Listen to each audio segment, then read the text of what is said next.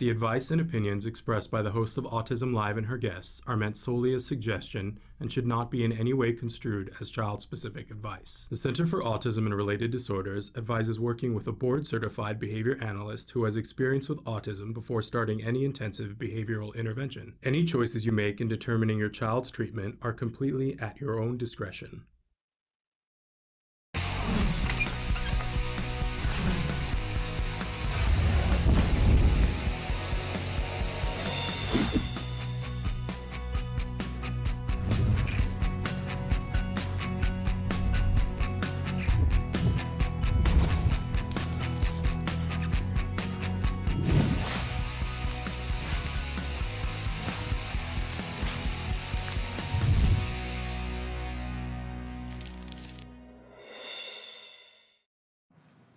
Good morning and welcome to Autism Live. I'm Shannon Penrod and we are coming to you live from a room in my house and from places all over the United States. Thrilled. There's Hilary, and Hilary, you must not have heard me say that we're gonna have you join us in just 20 minutes. So thank you. But Hilary is one of our guests and we're excited to have Hilary on the show with us because we're reinstituting the Ask an Autism Expert. So Hilary is our expert for today, and she's going to be joining us in just a little while. Something to look forward to. I'm Shannon Penrod, and I'm excited to be here with you on this gray Thursday morning here in Los Angeles. We've had heat, and now today it's like gray and rainy. What a change. It's very exciting. I know, who gets excited about a gray day? It's different, you know what I'm saying? And the rinse and repeat, we need different. And we could use a little bit of rain. So thrilled to be here with you this morning. We're going to be with you live for the next hour talking about autism from a 360-degree perspective. For those of you who watch closely, I want to tell you that we are live. It is Thursday, August 13th, 2020. We are live. And if you are watching us live, you are probably watching us on our homepage, autism-live.com. And you can be chatting with us from that page if you hit the chat button, although it's a little sketchy right now. So I wouldn't encourage you chat with us there. It's a little unreliable at the moment. We're working on it. You might be watching us live on Facebook or on YouTube. And we do encourage you to write in your comments on those two platforms because that is not sketchy right now and is working reliably. You also might be watching us live on Twitter and on Periscope, and we welcome you watching us live in those places as well. Now, if you're watching this recorded after the fact and it's not Thursday morning, August 13th, got to check the calendar again, 2020, then you're probably watching us on iTunes, and you might be listening to us on iTunes. We're a free download either way. You might be listening to us on Spotify, on iHeartRadio, or on Deezer. We are on all of those places. We do have some new places that we're going to be opening up here in the fall. I'm knocking everything over on my desk. And we are putting it out to you guys. Is there a place that you get your podcasts, that you get them for free, that you would like for us to be? Because we would like to be there. And we aren't there because we don't know about it. So if you know about it, please help me out. Don't expect me to be a mind reader. Write in to us right now or later and tell us where we could be. I'm saying hi to Michelle, Sandeep, and Adam. So thrilled that you guys are here watching us. I always feel like, you know, romper room. Good morning to you. Absolutely thrilled. Who else do we have here? Yeah, wonderful. Saying hi to Joshua as well. So we got a big show planned for you. Lots here planned for you. I want to remind everybody that this show is meant, our mission is to provide information and inspiration to the autism community. And when I say autism community, I am talking about the larger autism community. Of course, that starts with the core autism community, that is individuals who are on the autism spectrum. Of course, they are the beating heart of this larger community. But for us, we include everyone in that community who cares about individuals who are on the autism spectrum. That includes parents, teachers, practitioners, aunts, uncles, husbands, wives, boyfriends, and girlfriends, employers, right? Everybody under the sun. If you love somebody on the autism spectrum and you were fighting for that person to get the services or the dignity or the housing or the employment or the right to vote, right? If you care about somebody on the autism spectrum and you want to help support them, then we want to help support you. And of course but just want to make it clear that we are also wanting to support and provide information, resources, and hope to those who are on the spectrum and looking for, and we do not subscribe to the notion that it's one size fits all. So that's why we do all these shows Monday through Friday, because there's so much to cover, right? Take what information you can from here. Anything that doesn't fit you and your circumstances, leave behind. Write in and ask and say, here are my circumstances. What do you have in your bag of tricks, Shannon? And that leads me to my next thing. We have a lot of experts that are on the show, a couple of great ones that are going to be with us today. I'm not one of them. I want to be very clear that my credentials to sit here, I am a former teacher, but mostly I am a mom of an individual who was diagnosed at the young age of 2.5 and is doing remarkably well because we got help and we had people hang on to us and say, you're walking in this direction and you need to be walking in this direction. Because how would I have known? Like how in the hey nani nani would I have known what to do? Because he did not come out with a manual. No child ever does, on the spectrum or not on the spectrum, but this was a whole new world for me. And I made a plea to the God of my understanding on my knees and said, help me to help my child. And I promise if you do, I will turn around and help who I can. I am just here paying down karmic debt and trying to hook you up to things that are meaningful to you. That's what my whole deal is here. And I mean it sincerely from my heart. I don't want anyone to feel as alone as I know I did on some of my darkest days. Yeah, you are not alone. You know, I always say we hold hands virtually. Si se puede, we can do this. But I don't know anybody who does it by themselves. So, you know, group hug, come on, right? We can do this. So, you know, write in. And sometimes we don't get it right here. Can I just be honest about that? And I love it when you guys write in anything. I just love the interaction with you guys, right? Because sometimes it just feels like I'm sitting in a room with my little dog Cheese and, you know, and I'm like, you know, what are we doing here? But I love it when you guys write in because then it reminds me, right, this is a conversation that I care very deeply about. So be a part of the conversation. You can write into us in the many different ways. Plus you can email me at s.penrod@autism-live.com. s.penr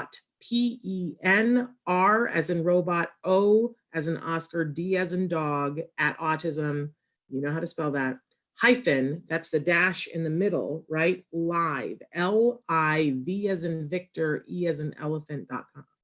Yeah, autism-live.com. Yeah, right?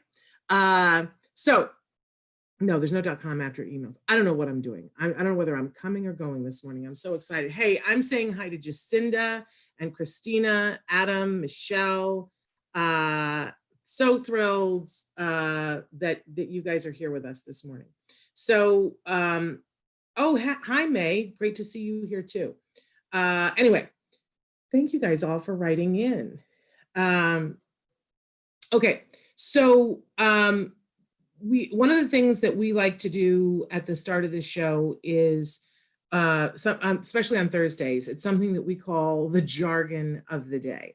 This is when we take on one word, one phrase, one acronym. We try to figure out what in the heck are those experts talking about? Why do I need to know this? Is this of any use to me? You know, why should I learn this term? My litmus test is, can it save us 5 minutes and $5? And if it can, it's worthwhile talking about here, okay? So we give you the actual definition and then I make fun of it. And then we move on to the working definition, which is sometimes no better, let's be honest. But then I try to give you at least some examples so that you begin to get a glimmer. And don't worry if you don't get it. Because most of us don't get it the first 8, 9, 10 times, right? But then all of a sudden it starts to cohese, right? And then you go, oh, I think I get it, right? So let's take a look at what our jargon of the day is. Oh, it's an oldie but a goodie. LRE, don't we love it when we go to alphabet land? It is back to school time. Some of you already went back to school this week. Some of you are going back to school next week. And some of you have 2 weeks before you go back to school, but doesn't matter because it is back to school time and it is back to alphabet land, right? So today's term is LRE, and this is important. Let's take a look at what that stands for. I don't think we're going to make any fun of it, right? LRE is the least restrictive environment. It's a requirement to educate special needs children with children who are not disabled to the maximum extent possible. And that's the quote from Wright's Law, but I think we're missing some words there, Traven. So LRE stands for least restrictive environment, and it's legally your child or you are entitled to the least restrictive environment in which you have a floor of opportunity in which to access the curriculum. And that's the important part. A floor of the least restrictive environment in which you have a floor of opportunity in which to access the curriculum. So let's move on to our working definition and let's start to pull this apart a little bit. It's partially what we, you might be calling it mainstreaming or inclusion, but the truth of the matter is that for every single kiddo who goes into the school system, we have to figure out what is the least restrictive environment in which they have an opportunity, a floor of opportunity in which to access the curriculum. What does that mean? So I used to always believe that every kid should be mainstreamed. I still believe that every kiddo has the right to mainstreaming. That is written into IDEA. Every kiddo has the right to it. I now, with more experience, have come to know more individuals with autism and realize that mainstreaming is not right for everyone. There are some kiddos that it's torture because of sensory issues. Until they can have an opportunity to deal with their sensory issues, being in a classroom with kiddos who are moving at the speed that mainstream is torture. And I'm not about torturing anybody. But there are times during the day when things aren't as hectic, and those kids have a right to be mainstreamed during those times, if it is possible for them. We will see in kiddos that are not ready for mainstreaming that the sensory stuff gets so overloaded that they will hurt themselves or hurt others. And that's a good indication that mainstreaming is not right for them. Now, some of our kiddos are going to be okay 99.9% of the time, but occasionally something is going to happen and we might see them act out in a way that makes people think that they will hurt themselves or other people. I think it's really important that we make sure that those kiddos get the right supports and aids so that we do not get them to the point where that happens. And that is a lot of times where we end up fighting LRE, because a school district will look at a kiddo and if he's ever hit himself or somebody else, they'll go, oh, special day class. Well, that is a crying shame and it's against the law, because your child has that right to that least restrictive environment. And when we talk about restrictive, so the most restrictive environment would be a kiddo who is in a room that's perhaps padded, where they do not have the ability to hurt themselves, right? There are very few children on very few days that would ever require that, right? If we get to that point, it's because a whole bunch of people messed up along the way. Nobody needs to be in that circumstance, but sometimes people mess up, right? But if it's at that point and it's happening on a regular basis, that means more intensive intervention is involved. And that might mean a hospitalization for the kiddo. I hate it when schools think that they can do this because they are not trained to do this. So, but from there, we go to special day classes where, where we segregate people and say, well, these people can only be together, which I think is horrible and archaic, and not an education in many cases. And I used to work in special education, so I feel like I know a little bit about what I'm talking about. It's not every special education room, because some of them are amazing and they're learning things. It all depends on who's running the program and who's actually teaching and what kind of supports they have, right? But the truth of the matter is that more and more of our kiddos on the autism spectrum deserve mainstreaming and inclusion, at least for a portion of the day, if not all of the day. Because if we are teaching and using proper teaching methods and giving them the proper supports, they could flourish in their least restrictive environment being mainstreaming. A lot of schools don't want to do that because it's more expensive. If you park all of the kids who have autism in one classroom and you only have one aide in the classroom, that's a lot less expensive than if you take those 12 kids and pay for 12 one-on-one aides. It's 12 times more expensive. So we have to be very mindful as a community and as a group of people to be diligent about looking clearly at what the least restrictive environment is for each individual, and then fighting as individuals and as a community to get schools to honor the law. Least restrictive environment in which the individual has a floor of opportunity in which to access the curriculum. Okay, I'm hepped up, can you tell? All right, let's move on to what our question of the day is. Our question today, I can't remember. What have you learned during COVID-19? Oh my gosh, I don't know about you guys, but I have learned a lot. I've learned a lot personally. I've learned a lot in terms of my relationship with myself and my family. I have learned, in some cases, I've learned who's who about what. I've learned the value of imagination. I am frustrated sometimes with individuals in my life that, will be like, well, we just can't do that. Now that we have COVID, well, we're just not going to be able to. And I'm like, well, let's wait a second here. Let's imagine this up. Okay, we can't do that, but what can we do?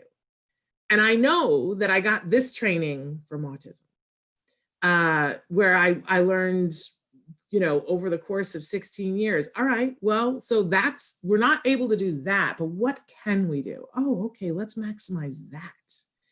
I'm just going to say, and I'm taking my life into my own hands, that someone recently at my son's school was like, well, I guess we just won't have the yearbook this year. And I am incensed about this. I've been pacing about it and I've been brainstorming all the ways in which you could do a yearbook during COVID and have it be worthwhile. So, but it's making me mad that and I'm sure that other people had this thought too, but the individual who said it, I just am like, grab an imagination. Come on, let's get creative here, right? So I've been learning a lot about that. But I also have been learning about what we do for other people in good ways and in bad ways. And that, we've been trying really hard, the three of us, to keep our house clean. And I'm seeing that in the past, we really hit that hard when people were coming over. And we had people over on a regular basis, partially because it meant that the house got clean. And it's been a real thing about going, oh, I want to do this for myself. And I want to do this for our family, not to impress other people. That's been a little bit of a, oh, okay, got to work on that kind of thing. I love that you guys are saying good morning to Traven too. Okay. Want to see what everybody says. Woke up this morning with a thunderstorm and my son is terrified. That's a really hard thing. I was terrified of thunderstorms, as a child, but I will tell you that my mom then turned around and made it so fun. She found things to do only during a thunderstorm that made it fun, and she made us feel safe. Like sometimes we would make a pillow for it and a blanket for it. And now I love a good thunderstorm. Oh my gosh, as long as I'm indoors. Thank you for saying that you think that we're doing an excellent job with our videos. Thank you. Thank you so much. That is so sweet to hear. Somebody says, I was mainstreamed all day from first grade till my graduation 2015. It worked wonders. Just saying. Thank you. Sending you a kiss. I have learned patience during COVID, first and foremost. Oh my gosh. Yeah. Yeah. We're all having to readjust to that, right?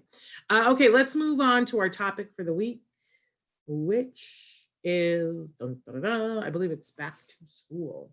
With the question mark, because even some of you who thought you were going back to school on Monday, now it's Thursday and you're not, or you're, more and more schools and this week have instituted the distance learning plan because teachers have come down with COVID or students have come down with COVID. I really want to encourage everybody, we got to get on the distance learning plan. I got a great resource last night on Facebook here in LA Unified School District.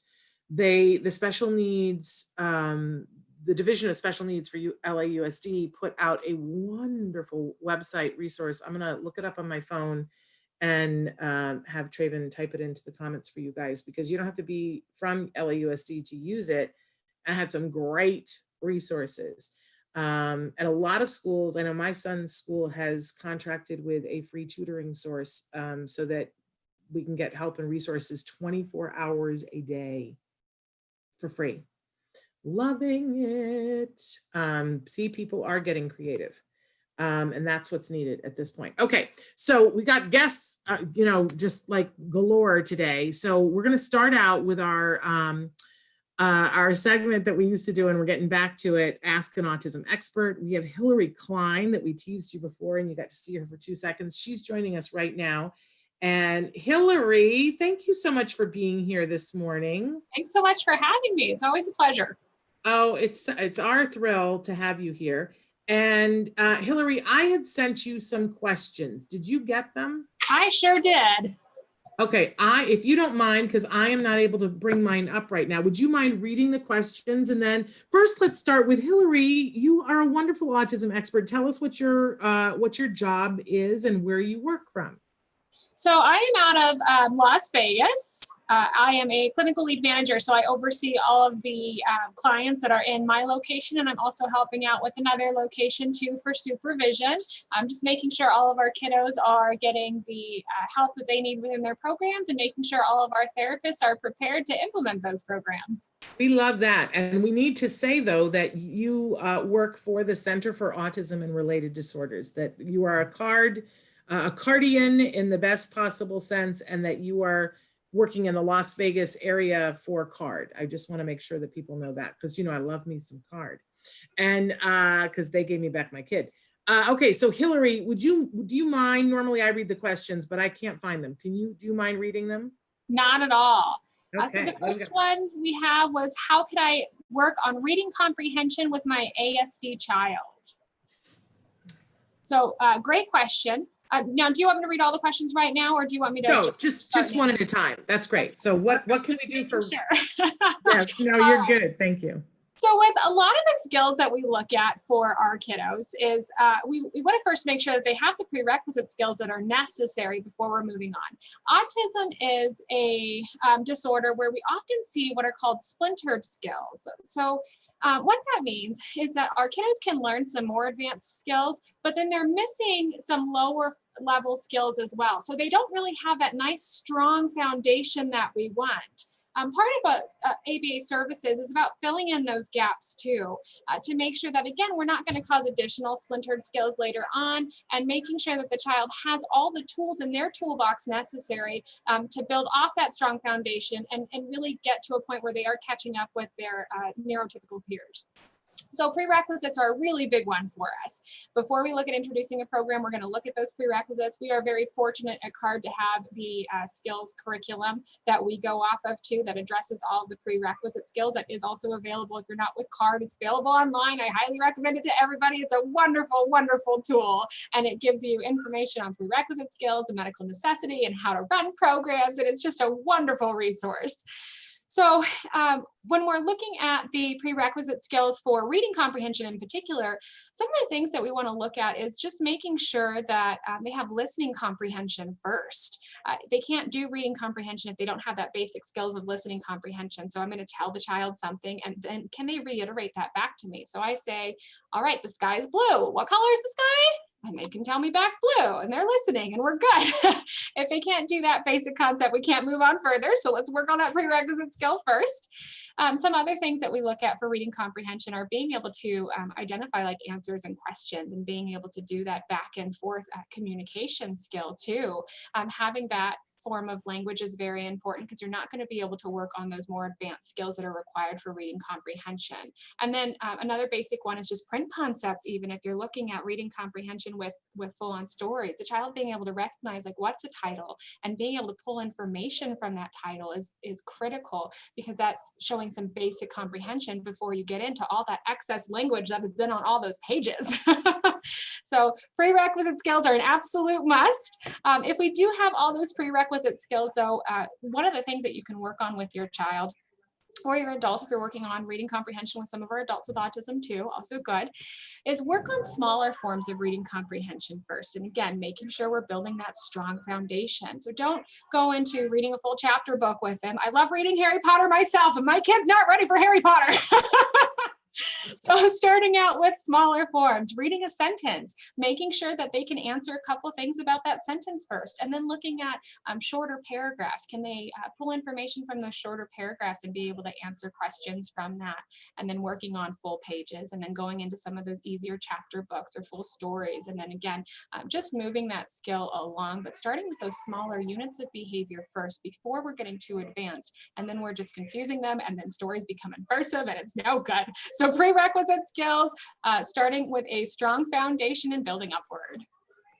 Love it. Absolutely love it. Thank you so much. And what's our second question? How can I help my child to ask WH questions? And not to be redundant, but prerequisite skills are a must. I love it. I love it. It's a theme. There is definitely a theme today, I'd say.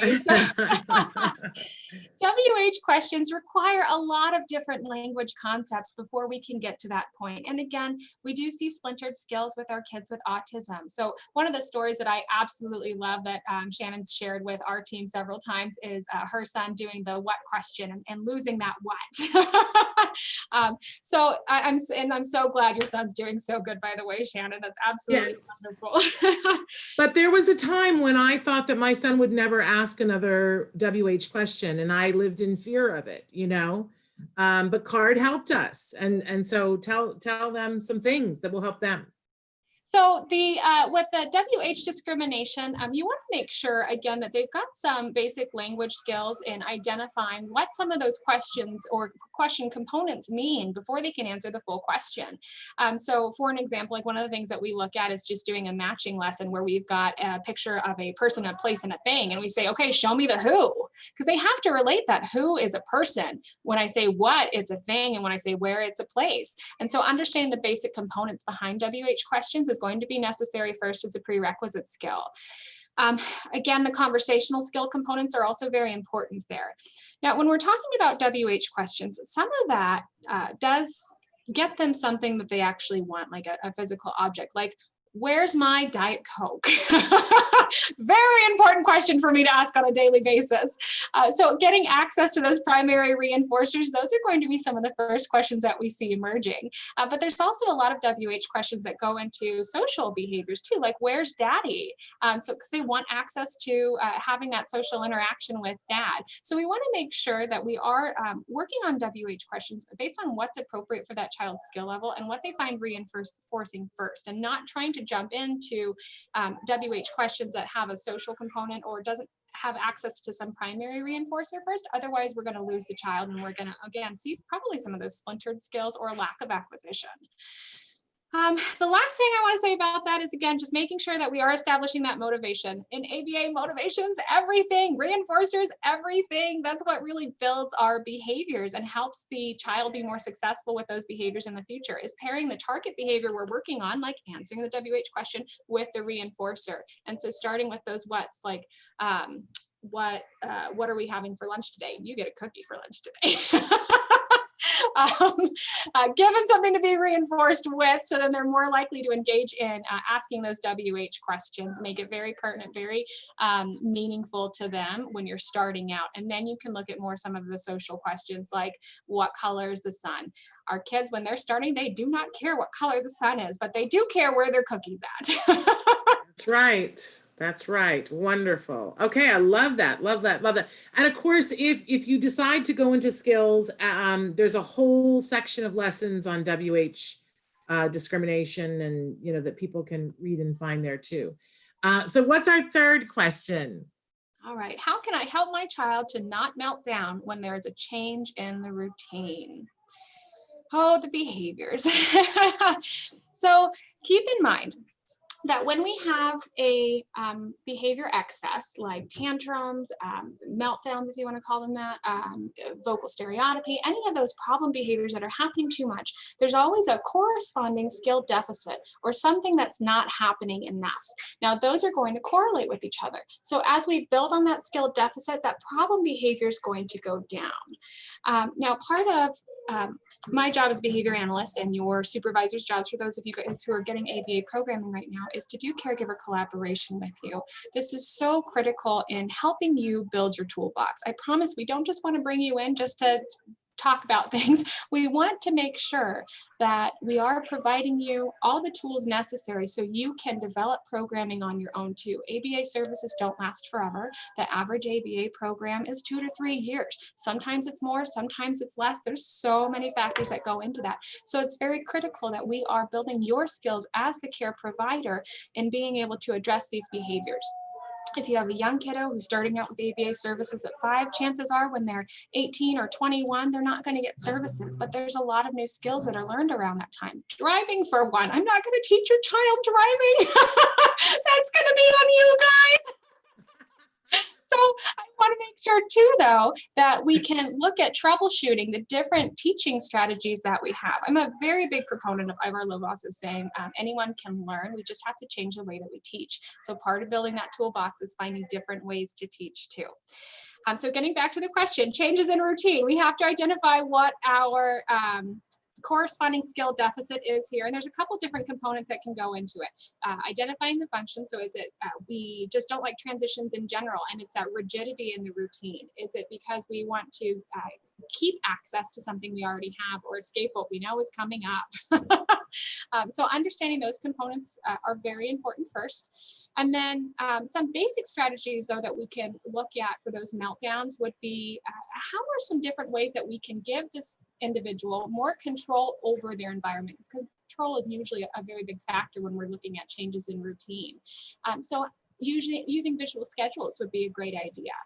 Being able to collaborate with that child and give them choices like, hey, we are all done watching Mickey Mouse right now. Do you want to go change your clothes or do you want to go clean up the living room first? And even though I, as the parent, am making that choice for my child, I am giving them perceived control so that they are saying, oh, I get to make a choice. It's a little less aversive for me to have to go and make this transition right now. So that perceived control, incorporating those choices as much as possible is very important.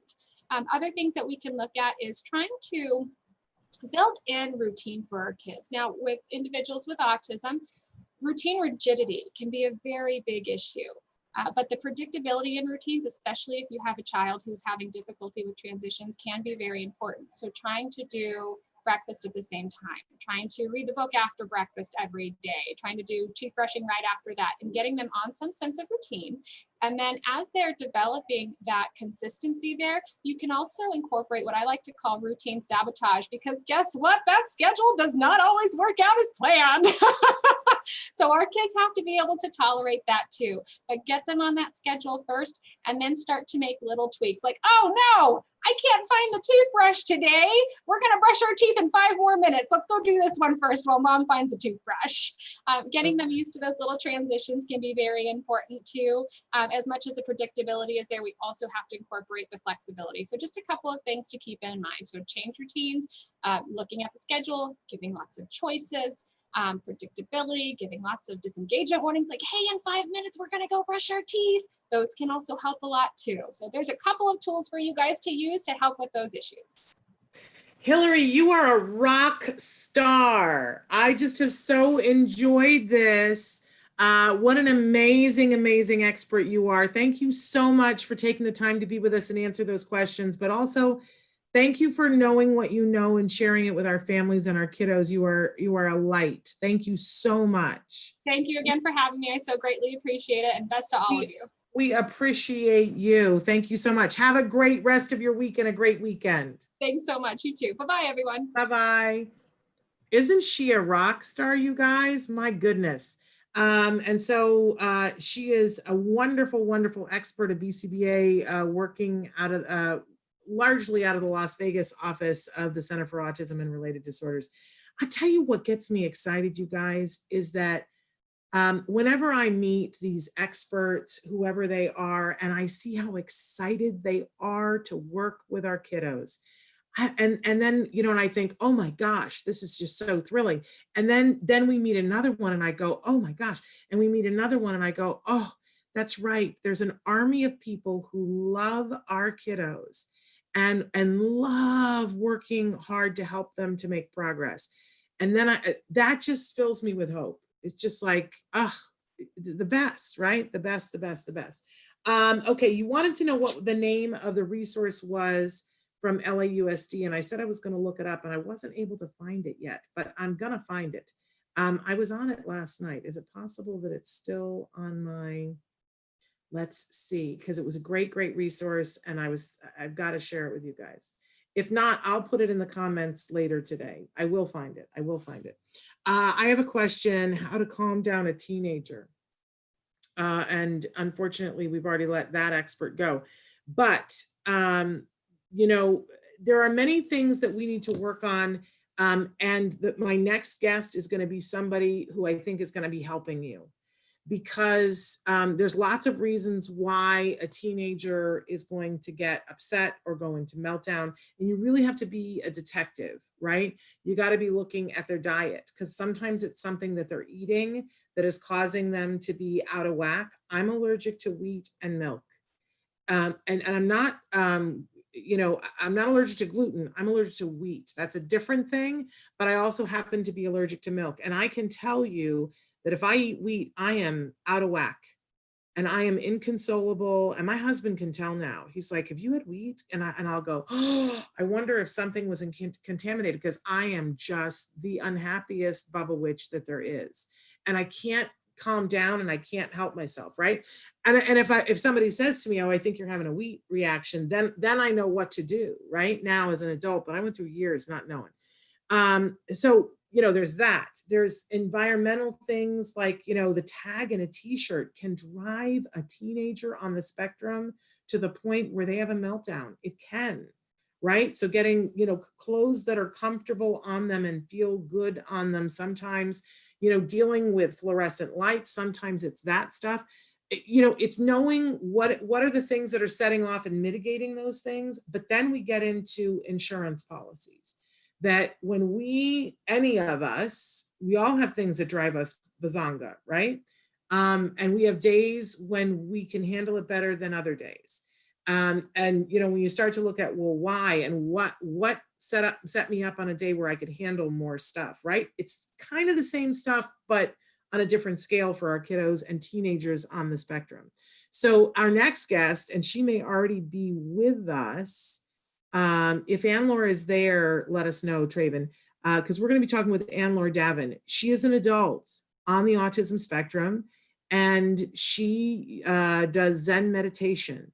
And that is what she does to keep herself calm and centered, and has had great success with herself and with other individuals on the autism spectrum. She's going to be talking with us about a free meditation that she leads 3 different times of the month that you can come to with your team. And you know, I don't want to speak for Anlor, but I know that she talks about it, that when she has that meditation on board, her ability to deal with other things is better. And I think most people who find the practice of meditation, but not only meditation, I got to be honest, for our kids, it's meditation and physically moving their bodies. That if they don't get a certain amount of their yayas out, it's hard to regulate. You know, my family, we purchased we're like, you know, it's crazy for us because if you know my family, but we purchased a treadmill and put it in our living room because there was no other place to put it. And I was like, I'm gonna hate this. This is horrible. It's the best thing ever. We all take turns on it. And I find that I am calmer and that my anxiety is better. And I'm watching my teenager, you know, and it doesn't have to be, he doesn't have to get on there and run, although sometimes he does just to get it out, right? But you know, he will tell you it's really, really helping him. But I think the meditation, and as soon as Anlor is here, she will talk to us about that. Okay, I am not able to see the end of one of the comments that's during COVID, I got to know ... Somebody also said that you love it when you love hearing me speaking some words of Spanish. I was born in Puerto Rico, and there was a time in my life when I was considered fluent in Spanish, and I am, Anlor is writing to us, and hang on a second, you guys, because I have got to send her the link. She is not able to find the link. That is why we do not yet have her. So hold, please, and I'm going to forward that to her right now. But yeah, so I was born in Puerto Rico, and I was born there, though, because my father was stationed there in the Air Force during the time of the Cuban Missile Crisis, in fact. So I'm sorry, I can't walk, talk, and chew gum at the same time. Hang on, I got to send this to Anlor.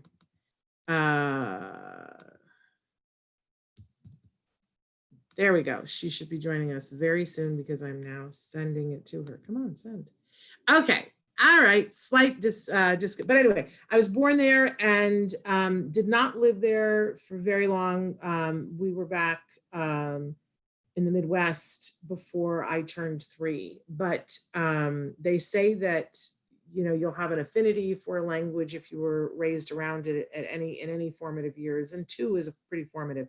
So I did study Spanish, and when I graduated from high school in the state of New York, where you have regents, right, where you're going to have certain subjects where at the time, I don't know if they still do this, where you had to pass tests and prove expertise. It was like your major in high school, and my major was Spanish, and I passed with fluency, and then did not stay on top of it in college.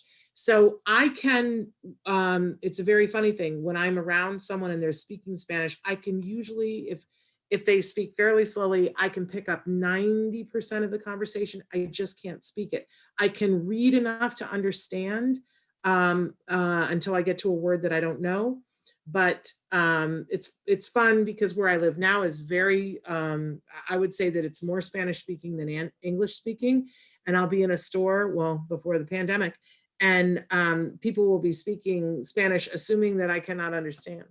And then I say something and they're like, okay, she understood what we were saying. But then they start saying a whole bunch of things faster, and then I'm lost. So it is one of my things on my list to get back to is speaking more Spanish. It's a beautiful language. And thanks a lot for from the BCB expert. Love that. I'm an educator, and I never knew about these reading comprehension strategies. Amazing. Now I redirect my teaching with my boys. Thank you. Also want to say to you that if you're really into the reading comprehension section of things, Emily Island has been on our show many times. In fact, her son has been a semi-regular on the show, Tom Island, and that's Island without the S, ILAND. And Emily Island has a book that she wrote just about reading comprehension because her son was, he's a brilliant young man, but he was having trouble with reading comprehension, and it was affecting him at college. And so Emily wrote a book about what she did to mitigate his reading comprehension. And she does a talk at schools all over the place. But you can get the book. It's something building comprehension, I don't know. But if you look up Emily Island, she's got several books. You'll see the one about reading comprehension. And it's pretty fabulous. So wonderful. We are still waiting on Anlor, so I'm just looking to see what else you guys wrote. I'm so happy you guys are here. Oh, Anlor is here with us. I see what they said. They said, got to know Autism Live and you, and educating myself more to help my boys. This is a blessing in disguise for me. We'll take those blessings wherever we can. And there is Anlor. Anlor, I'm so happy you're here. I'm so sorry I didn't see your email because we were doing the first part of the show. So when you re-emailed me, it popped up on my screen, and that's how I knew.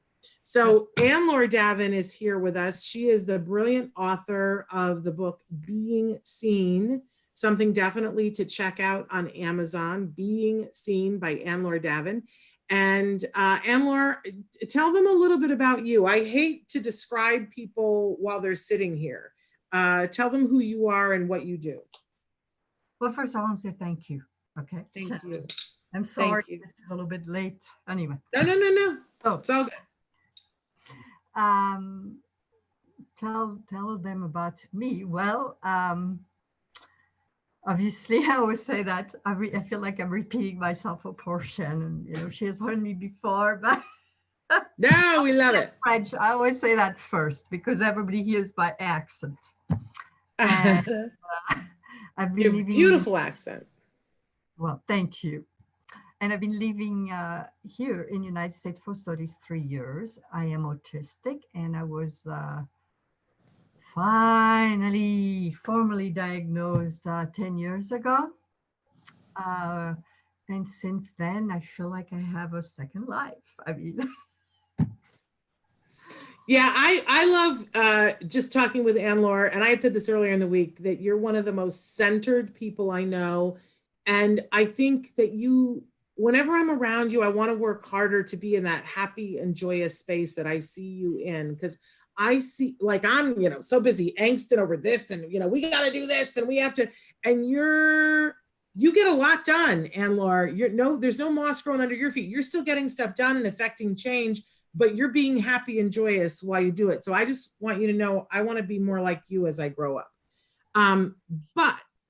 But part of what you seem to attribute that to is what you're here to talk with us about today. What do you think helps you to be happy and joyous and in the moment?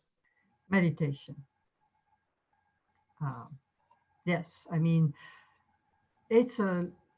meditation is a very subtle thing. I mean, it seems like nothing, but the repeating that I really repeat that is really important. This is what really eventually it brought. I've been doing meditation for over 20 years, and eventually it brings my life back on proper track in every field of my life. Which is so inspirational for us. And earlier, somebody had written in to us and said, what can I do to help my teenager who's having meltdowns? And I said, oh man, if we got the guests for you, because, you can speak with authority about what it feels like sometimes when you're on the spectrum, and the frustration and the sensory component of it. And just so that everybody knows, I've mentioned before on the show that we do at night, later on in the day, we do some webinars that are just for card families. And I apologize to folks, because I know that, if you're not a card family, you're not in that group. But Anlor was so nice the other night and joined all of us to talk about this with our card families. So that's why it feels like, Anlor and I have just had this conversation. But this is a new group of folks, and I know that I was so excited about you guys getting this information. But talk with them a little bit, Anlor, about what you were like sensory wise before meditation and what it has done for you. Okay, I mean, I repeat, it's very indirect. Well, I want to say that I know that it doesn't look like, I'm now 56 years old, but I want to tell, a lot of parents, especially, I don't know who's looking, that over time things change. And I'm not saying that I am cured. Okay, I'm just at all. Autism never disappears. You're born with it and you die with it. However, one can learn to live with it, I believe, and live okay. It just takes time. So my sensory stuff, Shannon, is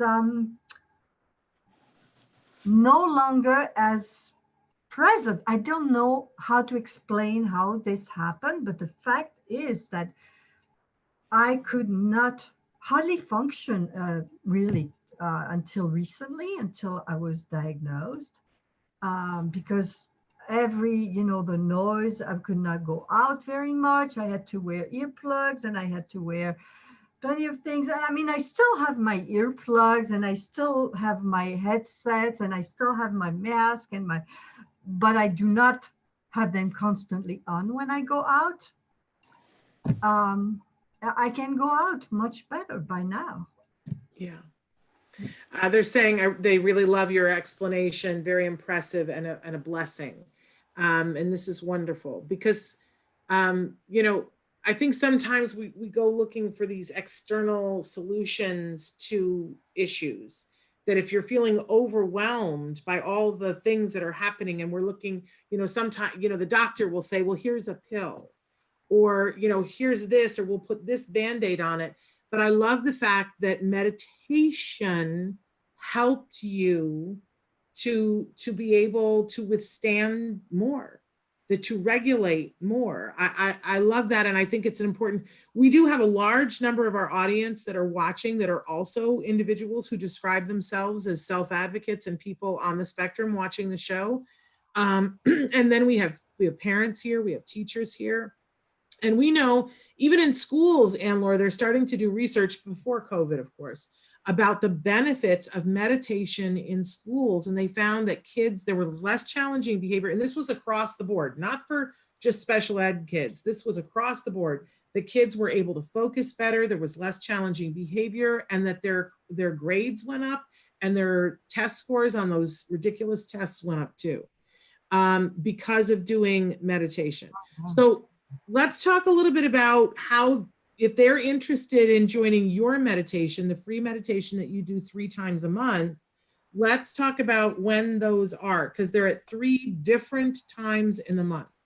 Yeah. So yes, nowadays I do 3 online meditation sessions that are for free and that are for, well, autistic first, but actually I also decided, my partner and I, because my partner is the one behind everything, especially when it comes to technical stuff. I be the face, okay, but and so we decided to do that, actually revive it, because we used to have an online, but it did not work very well with the technical stuff. So now we use Zoom.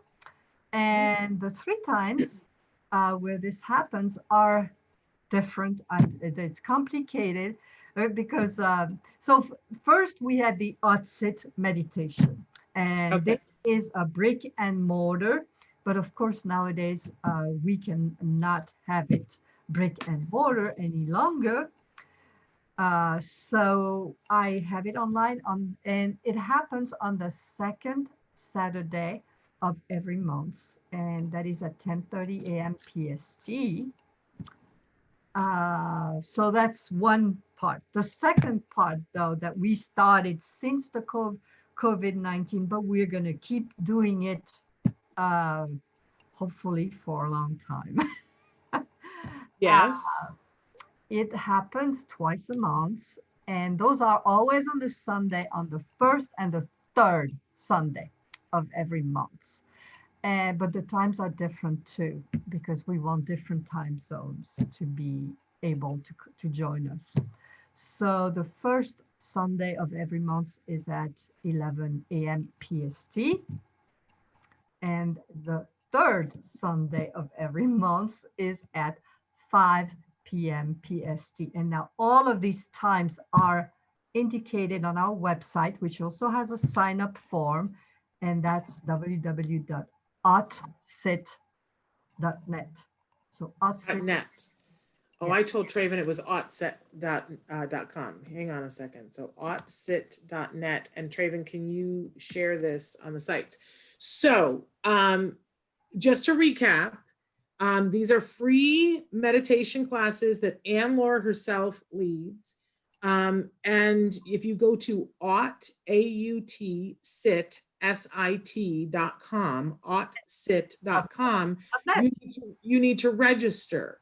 And the 3 classes are in 2 different groups. So there is the Autsit group, and you would register for that. And there are places to register on the website.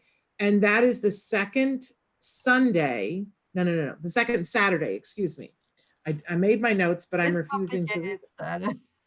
So the second Saturday, and it's at 10:30 a.m. And you can mark your calendar, but you need to register beforehand. Don't go in and register right at the time because Anlor will be busy meditating. Correct. She's not going to look at the email and go, oh, somebody wants in. So register days in advance, right? And once you register, then you get the thing every week, Anlor, or do you have to re-register every week? No, you get it every, okay, so when the sign up form comes, it asks you to choose. I mean, do you want internet meditation that is 2 times a month? Or do you also want to do the Saturday outset, which will bring it to 3 times a month? And if you say yes to all 3, you will get it 3 times a month. Okay, and so what happens is, and a couple of days in advance, she sends you an email with the code, which is ever changing. So you got to kind of be in tuned, put it on your calendar and look for the code so that because with Zoom, you got to be careful. So, so the second Saturday of the month is at 10:30 a.m. That's Pacific time. But then the other one is the first Sunday of the month at 11 a.m. Pacific time and the third Sunday of the month at 5 p.m. Pacific time. So the only one that is left this month is the one that's on Sunday at 5 p.m. That's right. So if you want to register right now, you would go into autsit.net. And you can say that you want all of them, but that would get you ready to go to the Sunday one at 5 p.m. on Sunday. That's now, right. You are going to be on Zoom with Anlor, with a bunch of other people. And so if we had talked about this the other day, that, I think it's a good plan for you to do it yourself once. And then if you feel like your child, you can, have them do it the next time with you and see. But the great thing about Zoom is if your child gets disruptive, you're muted. Nobody else is going to be attending to that. You're not going to wreck anybody else's meditation, and you could try it with your kiddo. But don't you think it's a good idea to try it once on your own, Anlor? Oh yes, totally. I mean, I'm totally for parents and child, doing both. So yes. So there we go. And that is free, you guys. I know you guys have been looking for free resources of things that you can do. And there are other individuals that will be in the group, some who are adults on the autism spectrum, some who are caregivers of kiddos on the spectrum. Nobody has to identify themselves as anything. But I just want to point out that Anlor is not the only person on the spectrum who has found meditation to be something that is hugely helpful. Anlor, can you talk a little bit about that? Yes. So, well, everybody who is on my groups loves it. So, I mean, maybe there are those I don't, but I really see people who stick with it, who really drop eventually. No, I've never really seen that. It might be a person coming maybe for like 10 minutes and then they'll disappear. That has happened. But if somebody comes on, they usually stay. So there is plenty of, and whether we also have for the past 9 years, 8-9 years, I forget now, we've been doing a once a year retreat and basically it's autistic people, mostly, I'd say 90%, maybe online is changing a little bit, but it's the same exactly as non-autistic meditation. Okay. Yeah, it's not like there's a difference. Yeah, there is absolutely a difference. Yeah. Maybe if we could say, so when people log in, if they're going to go on Sunday and they log in, what will they find? How long is it, and how is it broken down? Yeah, so the format is always, it lasts an hour, might be an hour and 1 minute, or it might be 59 minutes, something like that. Okay. And the first 30 minutes, well, first I open the Zoom room 20 minutes beforehand so people can come. And also at that time, it turns out we kind of unmute with ourselves and actually say hi, okay? Yes. Then at the time that the meditation starts, we're all silent for 30 minutes. So during those 30 minutes, I mean, people, well, we try to all be sitting upright and silent. But then It is after, this, I just want to be clear, this is not as a guided meditation. This oh is yes, time, not, this is it's time to silent. breathe and get centered and, yes, so quiet time together. Yes, wonderful. And then what happens after 30 minutes of that? After 30 minutes, I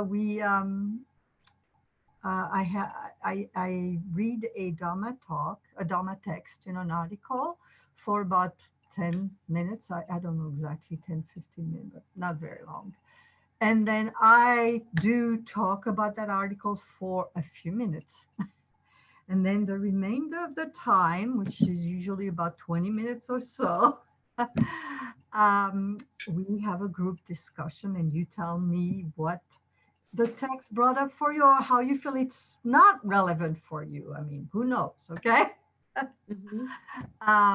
And also you can always pass, of course. I Yeah. mean, yeah. You don't have to talk if you don't want to.